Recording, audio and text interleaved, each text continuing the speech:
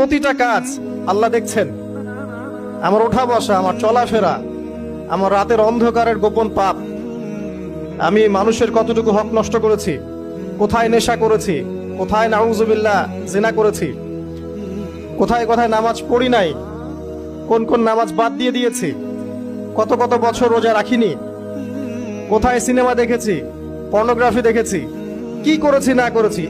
যদি এতটুকু বিশ্বাস থাকে যে আল্লাহ আমাকে দেখেছেন, তাহলে ইনশাআল্লাহ সেই ব্যক্তি আল্লাহর দিকে ফিরে আসবে, তওবা করবে।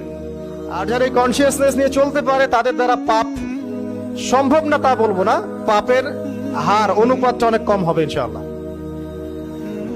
আমাদের মধ্যে এই কনসিয়াসনেসের অভাব এখন সবচেয়ে বেশি অভাব এই উম্মার যে কয়েকটা বিষয়ের, তার মধ্যে একটা হচ্ছে ইহসান বা আল্লাহ কনসিয়াসনেস, যে আল্লাহ পাক আমাকে দেখছেন, এই চিন্তাটারই অভাব।